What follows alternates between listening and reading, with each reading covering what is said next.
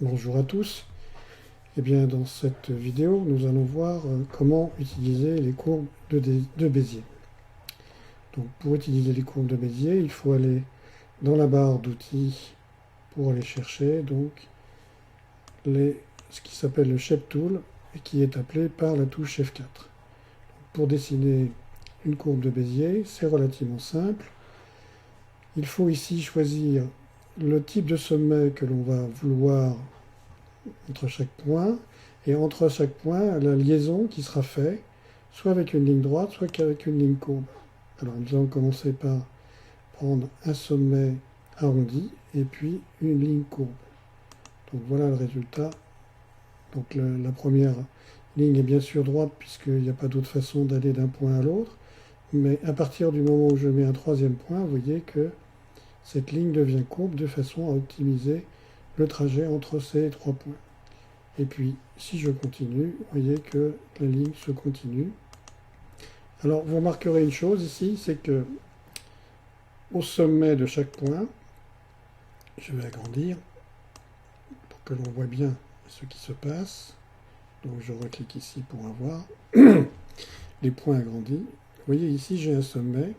Et sur ce sommet, en fait, j'ai deux poignées, handle, comme disent les Américains. Et ces poignées, je peux les utiliser pour modifier la courbe au niveau du sommet qui a été défini. Donc je peux même faire des choses un peu acrobatiques, comme celle-ci par exemple. Mais il y a une chose que je ne peux pas faire, c'est que je ne peux pas rendre ce sommet qui est donc arrondi, hein, il est défini comme arrondi, je ne peux pas le rendre pointu ou dentu comme les Américains le disent, puisque cusp veut dire dent. Mais par contre, je peux modifier ce sommet qui est arrondi pour le rendre pointu. Donc je clique sur le sommet, je choisis le sommet pointu, et vous voyez qu'à partir de ce moment-là, chaque poignée est indépendante de l'autre. Et qu'en manipulant chacune des poignées, je vais pouvoir provoquer un angle, alors un angle aigu ou pas, voilà, un angle très aigu, ou alors des angles plus arrondis, enfin plus grands, plus larges que l'exemple précédent. De même, ce sommet, je peux de nouveau lui demander de revenir donc arrondi. Vous voyez que dans ce cas-là, je ne peux plus le rendre aigu, sauf à le repasser dans cette situation. Maintenant que nous avons vu comment utiliser les courbes de Bézier, eh bien nous allons mettre en œuvre ce que nous savons en essayant de redessiner un dessin issu d'une bande dessinée. Il s'agit de Tintin. Donc nous allons chercher donc un fichier qui est un fichier JPEG, donc un fichier bitmap, dans lequel nous aurons le dessin de Tintin.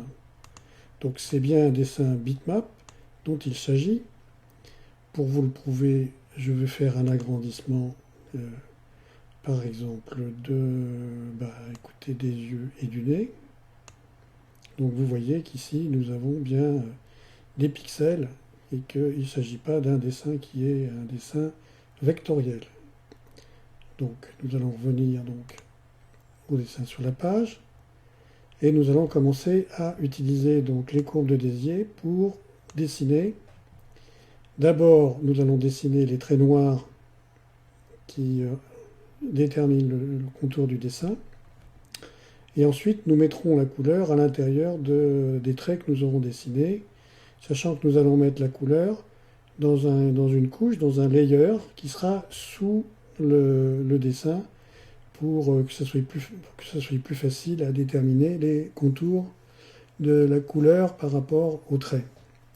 Alors, ce que nous allons faire dans un premier temps également, c'est de rendre ce dessin plus transparent de façon à voir effectivement le dessin que nous allons faire bien apparent par rapport au dessin qui lui est en bitmap. Donc, nous sommes sur la photo, ici, et nous allons prendre la transparence, et nous allons diminuer ou augmenter la transparence, de façon à ne plus voir que la partie proprement dessin global de Tintin, et que nos traits noirs se distinguent par rapport aux traits gris maintenant du dessin bitmap. Alors, nous allons mettre ces traits sur le dessin de Tintin, et donc nous allons faire une nouvelle couche. Voilà, nous allons l'appeler trait. Voilà, c'est dans cette couche que nous allons travailler pour dessiner nos traits. Alors allons-y, nous commençons. Nous allons agrandir un peu de façon à être plus précis. Donc nous prenons les courbes de Bézier, nous prenons une épaisseur de l'ordre de 2 points et on verra ce que ça donnera par la suite, si c'est 2 points ou pas qu'il faut utiliser. Alors là nous avons la courbe au niveau du sommet et la courbe entre les lignes. Donc voilà ce que ça va donner. Vous voyez que en fait ça suit à peu près bien le dessin de Tintin, sauf qu'ici je suis un peu en retrait, donc je vais utiliser la petite flèche ici pour forcer, voilà, le dessin. Ici je recommence, alors je fais un échappement pour éviter de faire une continuation par rapport au trait précédent. Donc je dessine ici, je mets un point là, et je suis le contour de l'oreille. Je descends ici. Alors s'il y a des rectifications à faire, je les ferai par la suite. Dans un premier temps, je fais simplement le dessin. Donc c'est à peu près comme suivant le dessin qui a été fait par Hergé, qui était le dessinateur de Tintin. Ici, je prends le sommet. Alors bien sûr, j'ai un trait droit. Je vais tirer sur ce trait pour suivre ce dessin. Là, j'ai des tout petits traits à faire. Voilà. Échappement. Échappement. Voilà. Ici, ensuite, je vais remonter.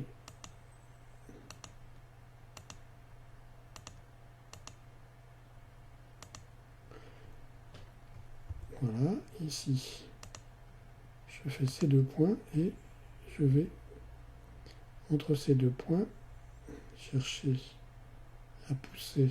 Alors, il faut que je trouve. Alors, je vais agrandir. Ce sera plus simple. Voilà. Donc, ici, F4. Et je vais pousser. Voilà. Ensuite, j'ai le nez. Ah, j'ai oublié de faire un échappement. Donc, je reviens en arrière. Je fais un échappement. Et je recommence au niveau du nez. Voici. Les yeux et la bouche, je les ferai en utilisant l'outil ellipse. Donc échappement, je fais le col de chemise. Vous voyez que ça va assez vite. Échappement. Donc là, ça va pas. Je reprends le dernier point. Et je fais la liaison. Ensuite, je vais m'attaquer au pull. Donc je commence ici.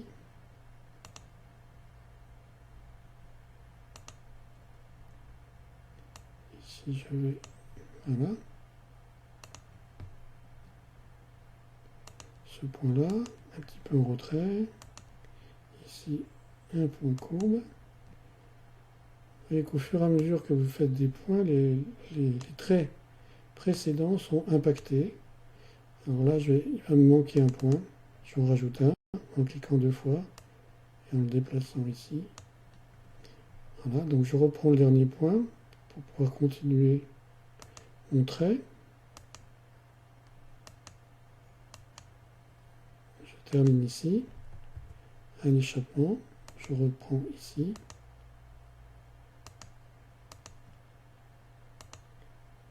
Et je termine là. Voilà. Ensuite, nous allons échappement.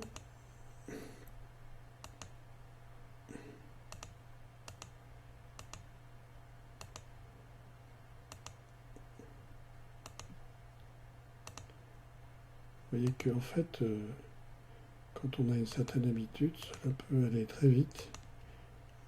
Alors, vous qui ne faites rien devant votre écran, évidemment, ça va vous paraître soporifique. Mais lorsque vous le ferez vous-même, et pour ça vous trouverez le fichier JPEG qui sera associé à cette formation, et vous pourrez essayer de vous confronter donc à ce dessin et voir quelle est la vitesse à laquelle vous pouvez faire ce dessin. Oui, ici, il faut repousser un peu pour faire les épaules. Ici, un petit peu ici. Voilà. Ici, nous avons un trait à mettre en route. Ici, nous devons repousser un peu. Alors, nous allons sélectionner avec la touche V. Voilà. Et vous cliquez 2 fois, et vous revenez en mode. Alors là, nous allons utiliser les handles pour faire la courbe ici. Voilà. Nous allons mettre ce point, nous allons le rendre pointu de façon à être indépendant sur chaque côté.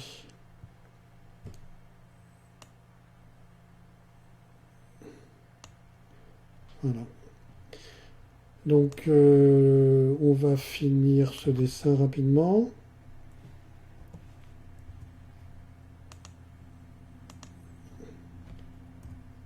Ici.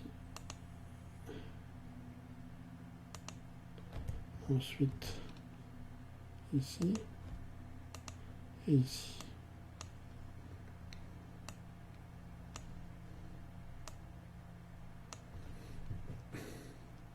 Alors, il nous reste les mains. Ah. J'ai oublié de faire un échappement.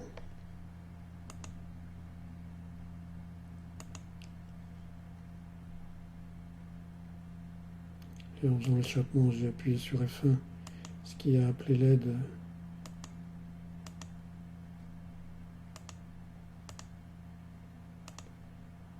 de Xara, ce qui n'était pas du tout mon intention.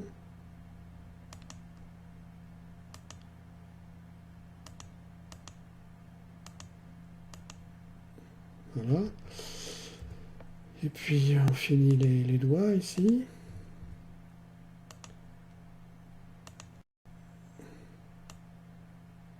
On peut pousser.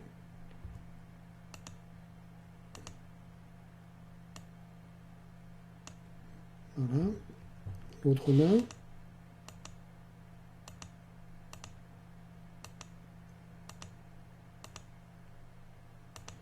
Alors vous pouvez éventuellement, si vous ne souhaitez pas voir tous les détails, ici, vous pouvez éventuellement donc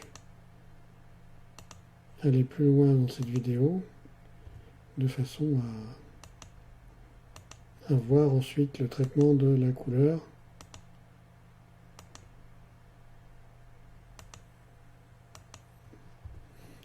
Voilà. Ensuite, on est sur la partie pantalon. Alors, sur la partie pantalon, hop. Alors là, j'ai perdu ma largeur de point. Je la remets.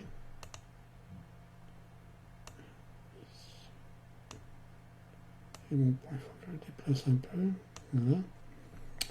Je continue. Alors, je reprends le dernier point ici. Et je continue.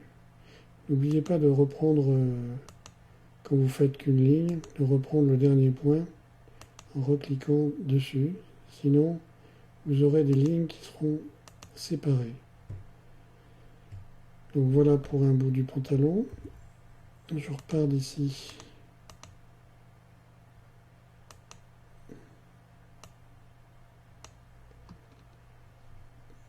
Je fais le contour de la chaussure.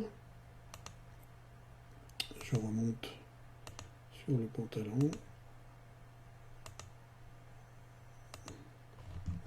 Voilà. Ici, je remonte ici.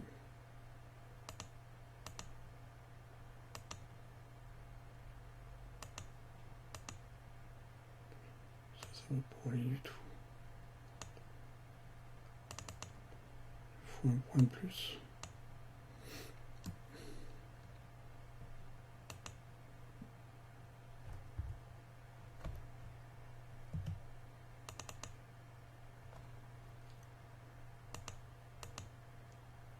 Vous avez remarqué qu'en cliquant 2 fois sur une ligne, on passe automatiquement en mode Bézier sur la ligne qui est concernée.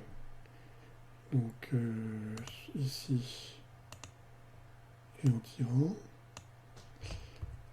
ici, en suivant la ligne. Mais attention, cette ligne, c'est une ligne fine. Donc je vais la passer en un point. Voilà. Ensuite, j'ai la même ici. En un point. Ici, en 2 points.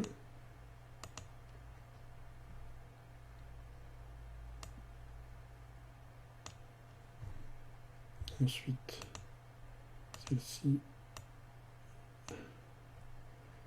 Ensuite, celle-là.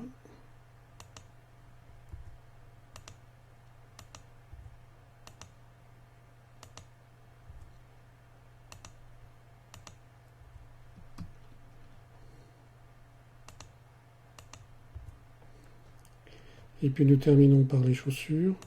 Les chaussures sont un peu compliquées.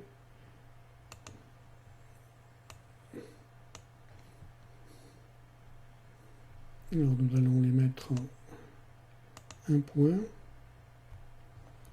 Donc F4.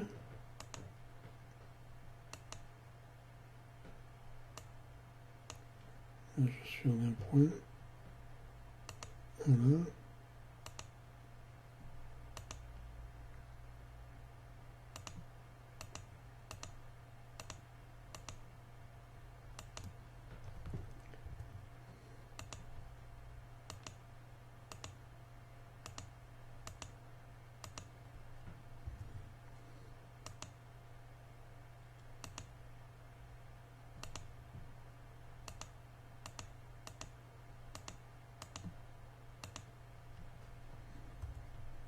Voilà.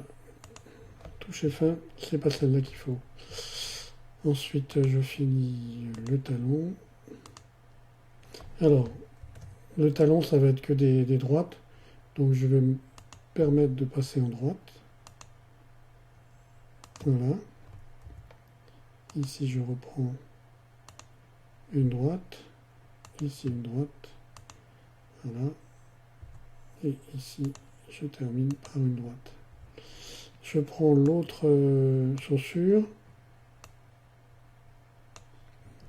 Alors, je continue sur les droites. Hein.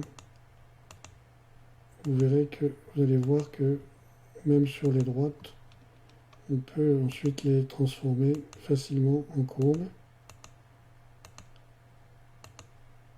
Des fois, c'est plus facile de partir sur des droites. Alors là, il suffit de tirer et vous avez des lignes courbes un peu partout.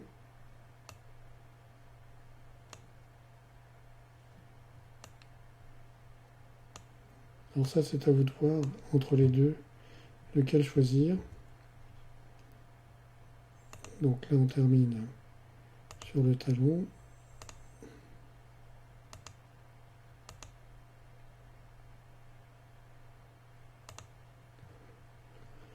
Et puis ici, alors, ici, ici,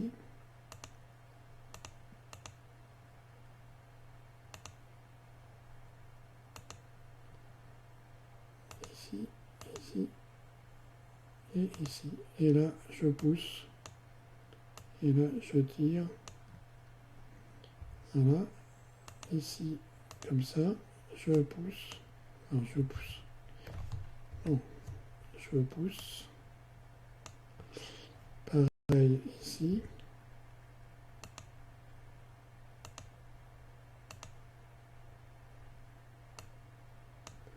voilà, donc j'ai quelque chose d'à peu près cohérent. Voici donc mon dessin. Alors, ah, j'ai oublié les yeux. Alors, pour les yeux et la bouche, on va utiliser donc le cercle. Alors, je prends ici ce troisième élément qui me permet de faire des ellipses. Et donc, je crée mon ellipse. Alors, mon ellipse n'est pas... Alors, je peux l'agrandir un petit peu, voilà. Et je vais maintenant la tourner pour être dans l'axe du dessin. Je m'aperçois qu'elle est un peu plus grande. Voilà. Donc là, je suis dans l'axe du dessin. L'œil ici doit être le même, sauf un peu plus réduit. Donc il suffit que je le copie, CTRL-C, CTRL-V. Voilà. Et je le réduis pour le mettre à la dimension du dessin. Ici, j'ai la bouche. La bouche est un peu pareil. CTRL-C, CTRL-V. Où est-ce qu'il est parti? CTRL-V, il est là. Je réduis ma bouche. Hop.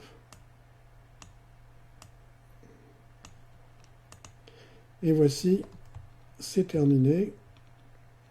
Donc j'ai quelque chose qui est à peu près ce qui avait été dessiné auparavant. Et nous allons faire un petit stop entre les deux. Alors voilà ce qu'on nous a fait pour les traits. Vous voyez qu'il y a un certain nombre de lignes, hein, même un grand nombre de lignes. Et vous avez vu qu'en fait ça a été relativement rapide à tracer toutes ces lignes.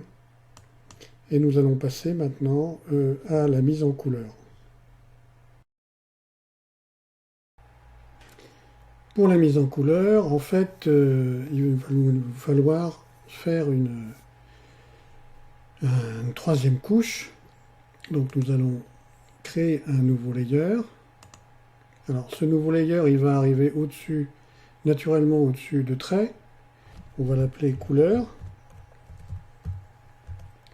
Mais en fait, j'avais indiqué que les traits allaient se trouver au-dessus de la couleur. Donc c'est ce que nous allons faire. Je vais passer les traits au-dessus de la couleur. Voilà, la couleur maintenant se trouve sous le layer trait.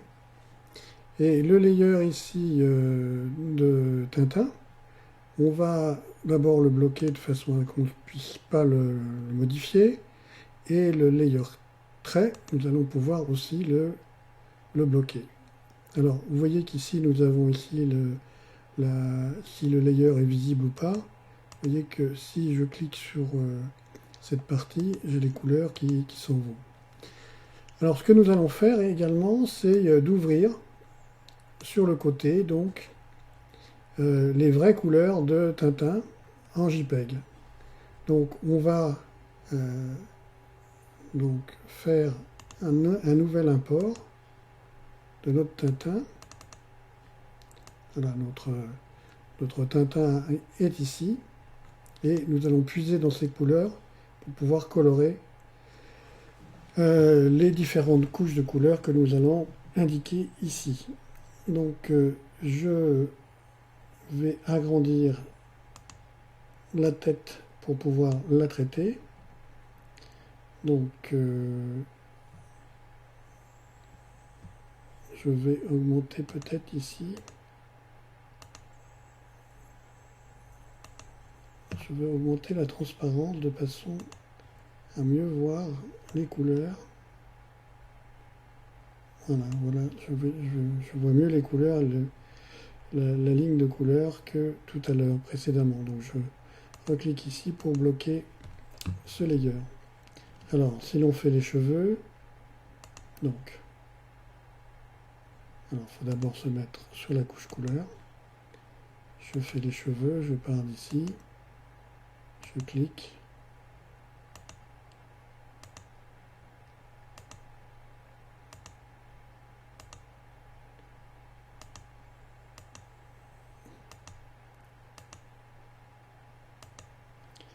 Alors, vous voyez qu'il m'a mis en fait une couleur noire. Alors, c'est bien visible, bien sûr, mais c'est pas tout à fait la couleur qui convient. Donc, pour aller chercher la bonne couleur, donc il faut aller la chercher. Alors, je vais rapprocher ce dessin.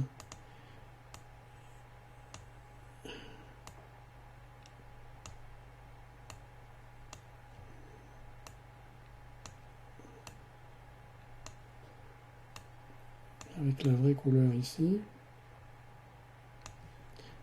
Donc, je sélectionne cette forme, puisque vous voyez que dans la couleur, j'ai cette forme-là qui correspond donc à la couleur des cheveux.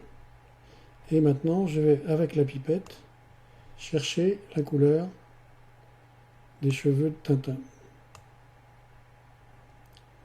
Donc, je vais faire la même chose pour le visage. Alors, je fais un échappement. Je ressaisis la partie courbe de Bézier.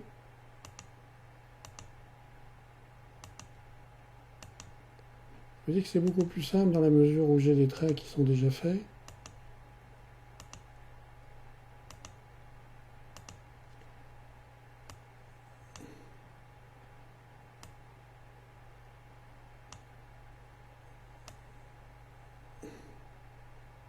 Voilà. Ici, je tire un peu. Ici, encore un peu. Un peu. Ici aussi. Et je vais chercher la couleur.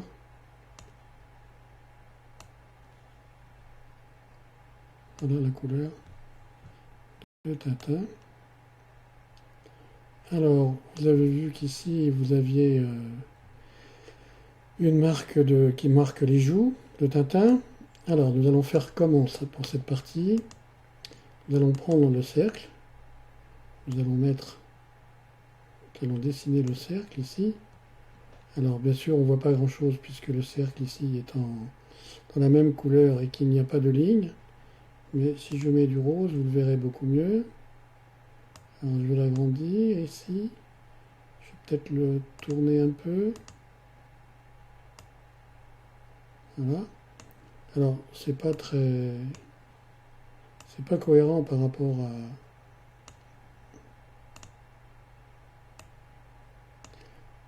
Vous allez voir ce qu'on va faire pour pouvoir s'approcher de la couleur de Tintin. Ici, je vais prendre l'outil qui permet de faire de la dissolution de couleurs. Voilà. Et vous voyez que j'arrive à quelque chose qui est ressemblant par rapport à ce qu'on avait prévu au niveau de Tintin. Alors, je vais continuer pour les autres couleurs. Alors, pour ceux qui n'aimeraient pas attendre, on peut se retrouver à la fin de la vidéo. Pour les autres, eh bien, vous pouvez suivre donc, ce que je vais faire. Ici, je mets du blanc et vous allez comprendre pourquoi. Après, puisque en fait, le blanc que vous voyez ici, c'est pas du blanc de couleur d'un ou Tintin, c'est le blanc qui se trouve dans la couleur blanche de la page. Le problème, c'est que si je mets Tintin sur autre chose qu'une page blanche, eh bien j'aurai la couleur qui sera sous Tintin et c'est pas ce que je veux. Donc là, je vais faire ensuite le pull.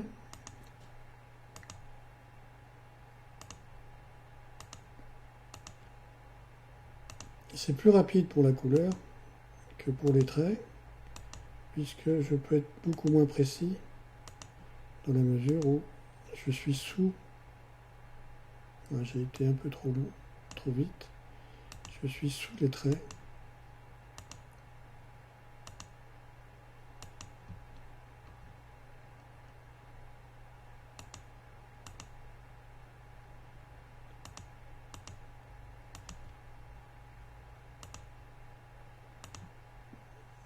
Alors là, vous remarquerez que j'utilise ici les traits droits. Ça me semble pour moi plus facile d'utiliser les traits droits pour la partie couleur, alors que pour la partie trait, j'utiliserai plutôt la partie des sommets lisses ou arrondis, comme vous voulez. Mettons tout de suite la couleur pour y voir plus clair. Voilà.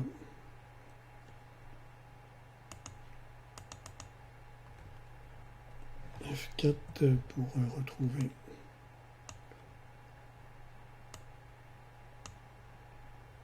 Vous voyez qu'en fait, il y a peu de choses à rectifier par rapport à ce qui a été dessiné. Ensuite, les mains.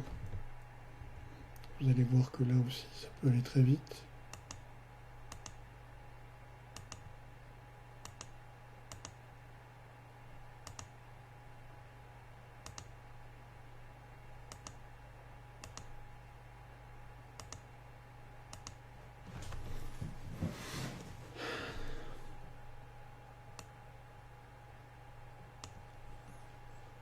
De la même façon,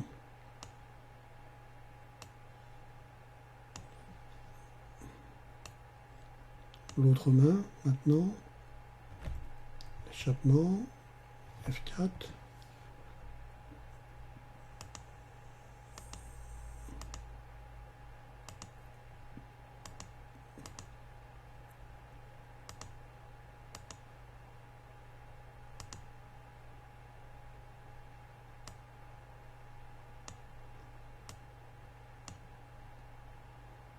Je reprends le dernier point.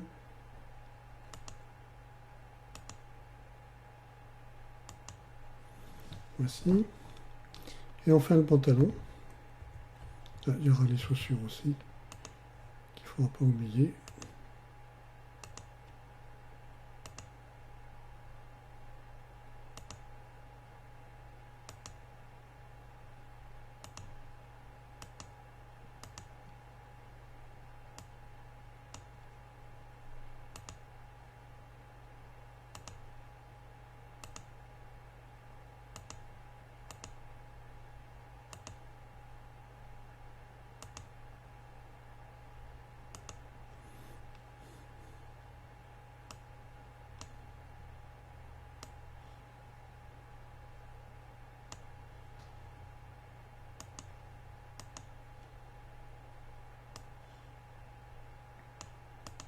Là, il va pas me prendre ma couleur.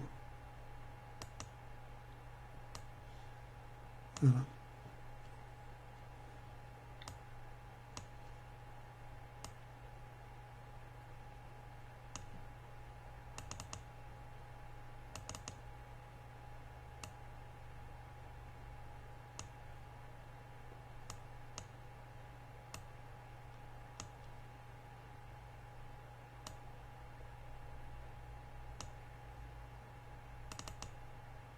Voilà.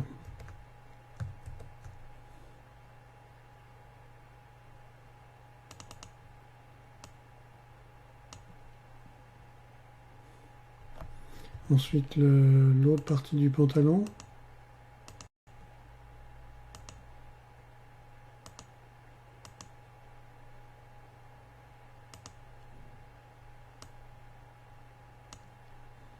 Et enfin les chaussures.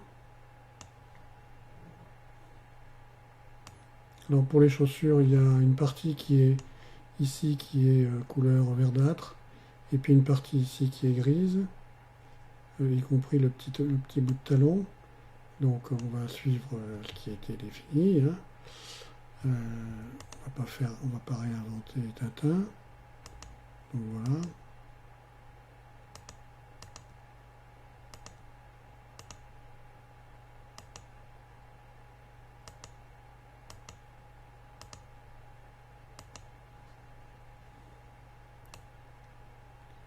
Alors la couleur, est-ce qu'il va me la prendre ce coup-ci? Il veut toujours pas me la prendre. Il la prend que si après je lui mets. Non, il ne va pas me la prendre. Alors on va te faire autrement.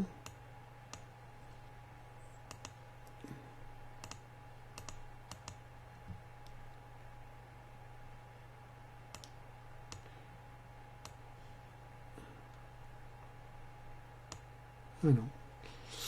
Bon, je vais finir.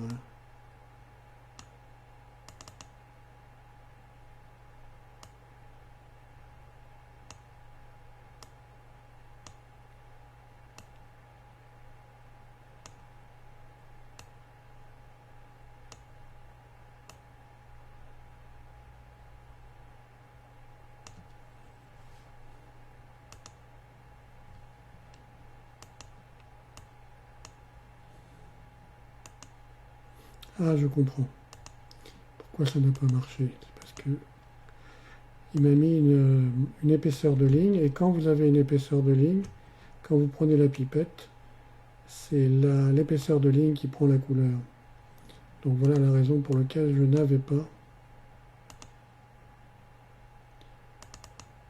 Alors je recommence ici.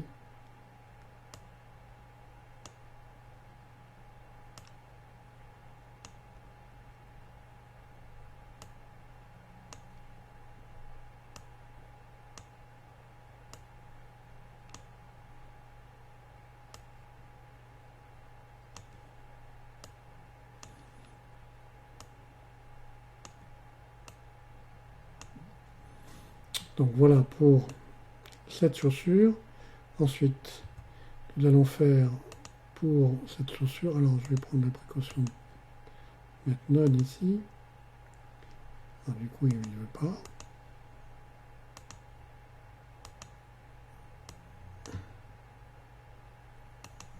Alors vous allez me dire, ou vous n'allez pas me dire, le talon tout à l'heure je l'ai pris en compte.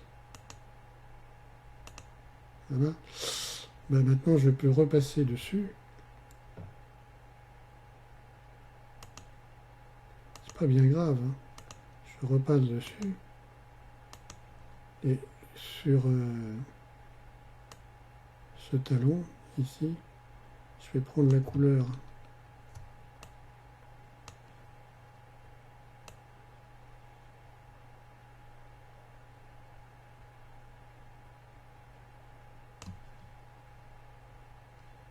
Là. Voilà.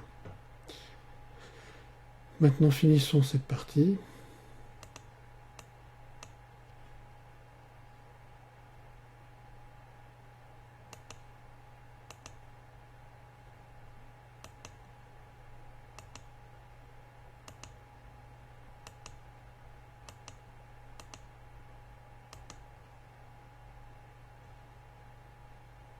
Couleur, celle-là.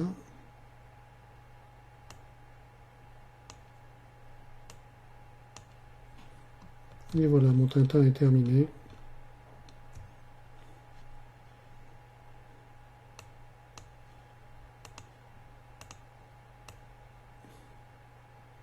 Avec la différence entre les deux est très faible. Sauf que vous allez voir, ce Tintin-là, il a derrière lui une couche blanche. Le mien n'a pas de tout ça. Alors, je vais regrouper l'ensemble de ces éléments et je vais faire un arrange groupe ou CTRL-G, ce qui va me permettre de tirer Tintin, ce Tintin-là. Ah, il doit me manquer quelque chose. Je vais regrouper ces...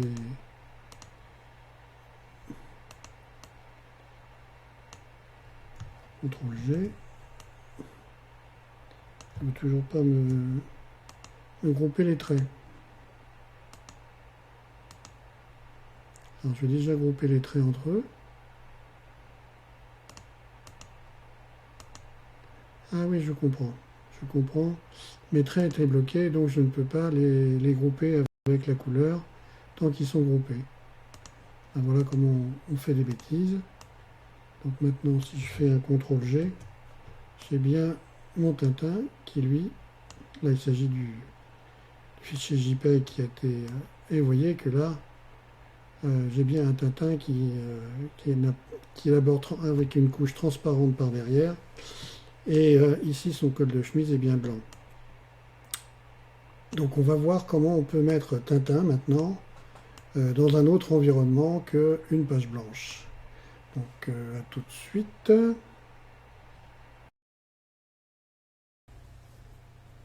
Bien, pour cette dernière partie, nous allons mettre notre Tintin, qui se trouve ici, en situation.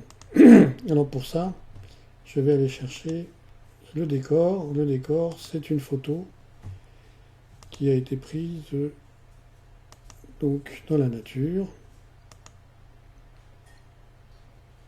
Donc là, il me prévient que en fait, il a réduit la photo pour qu'elle soit dans une dimension à peu près correcte par rapport à la page, de façon à ce que ici, vous voyez, ça c'est la dimension de la page. Donc si je veux réduire cette image à la dimension de la page, il faut que je la réduise fortement. Parce que ma photo est relativement bien pixelisée avec un appareil photo qui prend beaucoup de précision. Alors il est remarquable de savoir que Xara ne modifie pas les pixels quand vous les réduisez. C'est-à-dire la densité de pixels augmente quand vous réduisez, et si vous restituez la photo à son état original, vous retrouverez les pixels originaux. Donc c'est un des rares logiciels qui ne casse pas la photo lorsqu'on la réduit. Donc voilà ce que nous allons faire pour que Tintin apparaisse dans cette photo. Il faut faire disparaître les autres personnages. Alors pour ça, nous allons aller dans la photo, dans l'option photo, et nous allons prendre l'option Magic Erase. Alors on va entourer cette personne.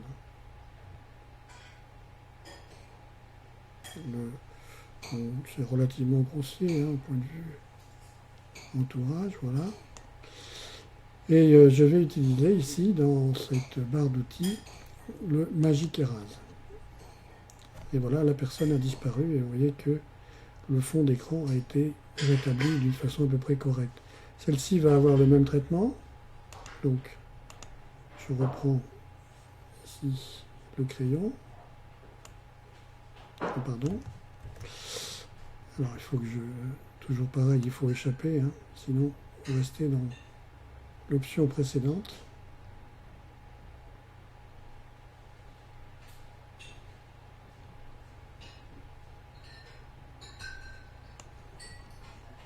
Un petit coup de Magic Erase, et hop, elle disparaît.